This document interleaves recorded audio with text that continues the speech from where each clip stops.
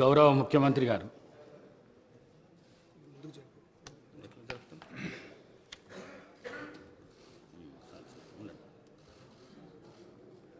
మూడవ తెలంగాణ శాసనసభ యొక్క సభా అధ్యక్షుడిగా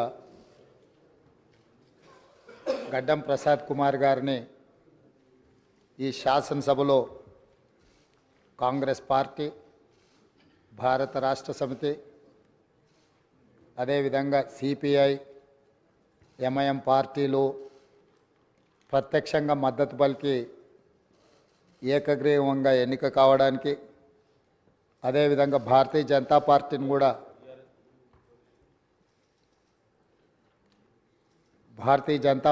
కూడా సంప్రదించడం జరిగింది. వారు కూడా పరోక్షంగా ఈ ఎన్నిక ఏకగ్రీవం కావడానికి సహకరించారు.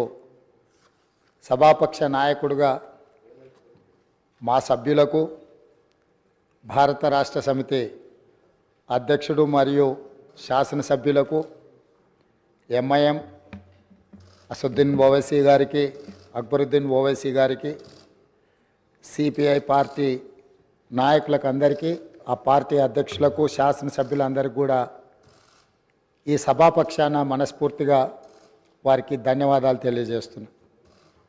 ఈ సభ ఒక మంచి సాంప్రదాయానికి మొదటి రోజే మనమందరము ఒక మంచి సాంప్రదాయాన్ని ముందుకు తీసుకెళ్ళడానికి అందరూ సహకరించడం, ఈ సాంప్రదాయం భవిష్యత్తులో కూడా కొనసాగాలి. ఈ మంచి సాంప్రదాయము సభ సమన్వయంతో, అందరి సహకారంతో ఈ సమావేశాలను మనం నిర్వహించుకుంటే తెలంగాణ ప్రజల యొక్క ఆకాంక్షను, తెలంగాణ ప్రజల యొక్క ఆలోచనను ఈ సభ ద్వారా పరిష్కరించడానికి అవకాశం ఉంటుంది.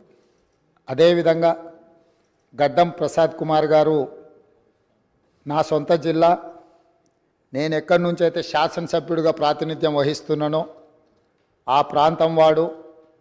వికారాబాద్కి చరిత్రలోనే గొప్ప పేరుంది.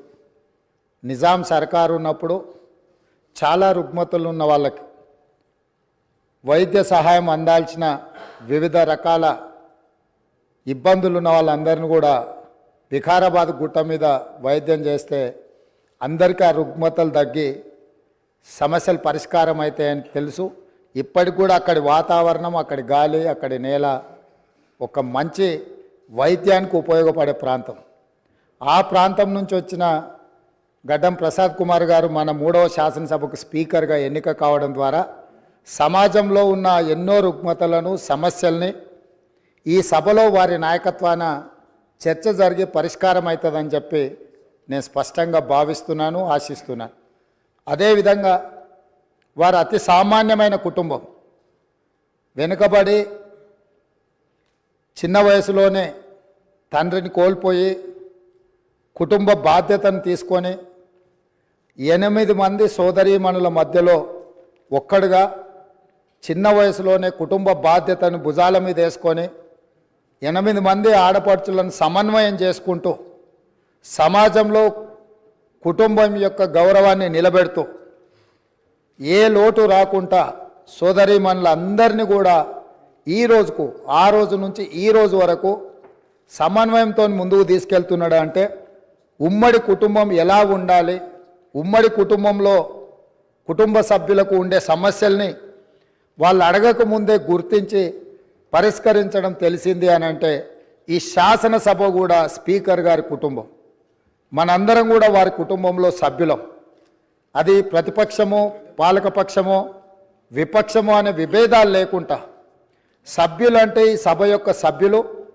ఆ సభ్యులు లేవనెత్తే అంశాలను, వారు లేవనెత్తిన అంశాలలో ఉన్న లోతును దృష్టిలో పెట్టుకొని తప్పకుండా స్పీకర్ గారు ఆ సమస్యలకు పరిష్కారం చూపిస్తారు. ఒక కుటుంబాన్ని, ఉమ్మడి కుటుంబాన్ని నడిపించడం, సమన్వయం చేయడం, సమాజంలో ఆ కుటుంబం యొక్క గౌరవాన్ని నిలబెట్టడం తెలిసిన వ్యక్తులు ఈ సభకు సభాధ్యక్షుడు అయిందంటే మన అందరి యొక్క హక్కులను తప్పకుండా వారు కాపాడతారు.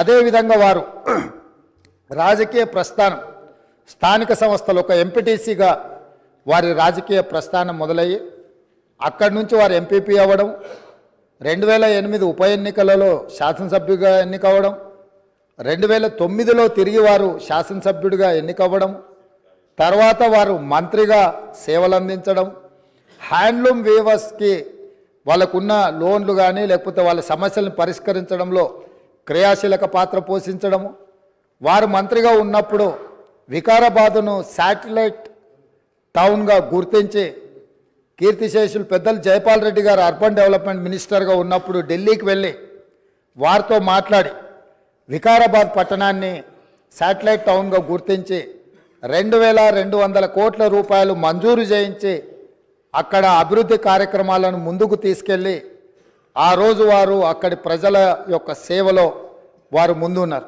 అదేవిధంగా అక్కడ మెడికల్ కాలేజ్ కావాలని వారే ఆ రోజు ఆ ప్రతిపాదన తీసుకొచ్చి ఈరోజు మెడికల్ కాలేజ్ మంజూరైంది.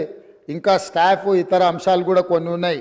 వారే అక్కడి నుంచి ఆదేశాలు ఇచ్చి తప్పకుండా ఆ సమస్యను పరిష్కరించడమే కాకుండా అప్పా జంక్షన్ నుంచి వికారాబాద్ మన్నగూడ చౌరస్తా వరకు రోడ్ వైడనింగ్ విషయంలో కానీ వీట్లల్లో కూడా వారు ప్రత్యేకమైన చొరవ చూపించి ప్రాంతం యొక్క అభివృద్ధిని వారు ఎప్పుడూ మర్చిపోకుండా వారు ఎన్నికలలో గెలిచిన ఒకవేళ ఫలితాలు వారికి అనుకూలంగా రాకపోయినా వారెప్పుడు కూడా ప్రజలకు దూరంగా ఉండలేదు. కాబట్టి ఈరోజు గడ్డం ప్రసాద్ కుమార్ గారు లాంటి వ్యక్తులు సునిశ్చిత దృష్టితో, సమస్యల అవగాహనతో, సభ్యుల సమన్వయంతో ఈ శాసనసభను వారి నాయకత్వంలో మనందరం ఒక ఆదర్శవంతమైన శాసనసభగా నడిపించడానికి వారి పూర్తిగా మన అందరికీ దశ దిశ నిర్దేశిస్తారు.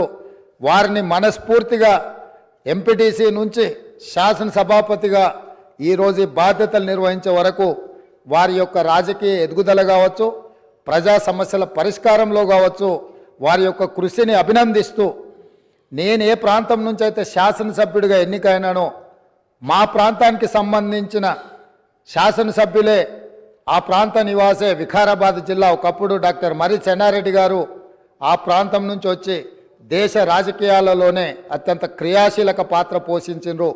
ఆ ప్రాంతం నుంచి వచ్చిన గడ్డం ప్రసాద్ కుమార్ గారు ఈ సభ అధ్యక్షుడిగా ఎన్నికవ్వడం, ఈ ఎన్నికవ్వడానికి సహకరించిన మిత్రపక్షాలన్నిటినీ ప్రతిపక్షాలన్నిటిని కూడా మరొకసారి అభినందిస్తూ మనస్ఫూర్తిగా వారికి అభినందనలు తెలియజేస్తూ ఈ సభలో సభ్యుల యొక్క అందరి హక్కులను వారు కాపాడతారనే నమ్మకంతో వారి అభినందిస్తున్నాను. వారి నాయకత్వంలో మేమందరం కూడా రాష్ట్రానికి మేలు జరిగే విధంగా కార్యక్రమాలు తీసుకుంటామని తెలియజేస్తూ సెలవు తీసుకుంటున్నాను.